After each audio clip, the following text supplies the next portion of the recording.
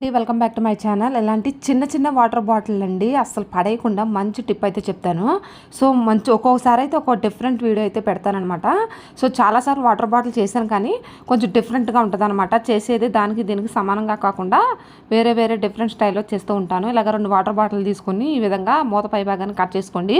ఈక్వల్గా ఉన్నాయో లేదో చూసుకొని కొంచెం ఈక్వల్గా కట్ చేసుకుంటాను అనమాట. ఎక్స్ట్రా ఉంటే నేను ఇక్కడ కట్ చేసుకుంటున్నాను. అలాగే లేబుల్ కూడా తీసుకోండి. 2 బాటిల్ కూడా లేబుల్ చేసుకోవాలన్నమాట. లేబుల్ చేసుకొని ఈ విధంగా సమానంగా వచ్చిన తర్వాత ఈ విధంగా లేబుల్ కూడా కట్ చేసుకున్న తర్వాత మనకి నచ్చిన కలర్ పేపర్ కానీ పెయింటింగ్ కానీ ఈ విధంగా వేసుకోవచ్చు. లేదా గిఫ్ట్ పేపర్స్ కూడా వేసుకోవచ్చు. నేనైతే టీషర్ట్ తీసుకున్నానండి. పాత టీషర్ట్తో ఇట్లాగా డిజైన్ ఉంది కదా, ఆ డిజైన్ మాత్రం కట్ చేసుకుంటున్నాను. బాటిల్ సైజ్ కట్టు నేను కట్ చేసుకుంటున్నాను. ఇది చాలా చిన్న టీషర్ట్ అనమాట.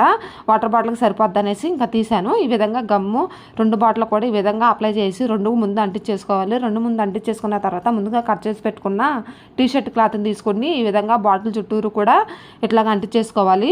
పైన చివర కొంచెం అంచులు కొంచెం ఫోల్డ్ మడత పెట్టేసుకొని ఆ ఫోల్డ్ అనేది బాటిల్ చివరి నుంచి ఇట్లాగా రాణించుకొని గమ్ముతో ఇట్లాగా స్టిక్ చేసుకోవాలన్నమాట. మొత్తం బాటిల్ చుట్టూరు కూడా ఈ విధంగానే క్లాత్ అనేది అంటించేసుకోవాలి. ఆ తర్వాత అడుగు భాగాన కూడా కొంచెం చిందరవందరగా ఉంటే కొంచెం ఎక్స్ట్రా ఉన్న క్లాత్ కట్ చేసుకొని ఈ విధంగా అయితే లేయర్స్ అనేవి కనిపించకుండా ఈ విధంగా అడుగు భాగాన్ని స్టిఫ్గా గట్టిగా అంటించేసుకోవాలి. ఆ తర్వాత కొంచెం గ్యాప్ బాటిల్ కనిపిస్తుంది కదా, ఆ గ్యాప్ కనిపించకుండా ఏం చేయాలంటే ముందుగా కట్ చేసుకున్న టీషర్ట్ క్లాత్ ఉంది కదా, అది బాటిల్లో 2 షేపులు కూడా అడుగు భాగాన్ని సైజుని చూసుకొని ఈ విధంగా 2 షేపులు కూడా కట్ చేసుకొని రౌండ్ షేప్ కట్ చేసుకోవాలన్నమాట. ఈ విధంగా క్లాత్ అంటించేసుకున్నాక అడుగు భాగాన్ని కూడా ఇట్లా రౌండ్ షేప్ తీసుకొని భాగాన్ని ఈ విధంగా 2 కూడా అంటించేసుకోవాలన్నమాట. బాటిల్ అడుగు భాగాన కొంచెం ఫినిషింగ్ అనేది నీట్గా ఉంది. ఆ తర్వాత మనకు లేస్ కానీ ఇలాగా ఫోమ్ షీట్ తీసుకొని ఇలాగా సన్నగా కట్ చేసుకొని బార్డర్ లాగా కింద పైన ఈ విధంగా చుట్టూరు కూడా ఇట్లాగ ఫినిషింగ్ బాగుంటుంది అనేసి నేను అంటించుకున్నాను. కింద కూడా ఇట్లాగా లేస్ని కానీ ఫోమ్ షీట్ని కానీ ఈ విధంగా అంటించుకోండి, బాగుంటుంది అనమాట. ఫినిషింగ్ అనేది ఫైనల్ రెడీ అయిపోయిందండి. ఈ విధంగా పెన్సిల్కి స్కెచ్లకి ఈ విధంగా రెడీ చేసుకున్నాను. వీడియో నచ్చితే ఒక లైక్ ఇవ్వండి. Thank you for watching.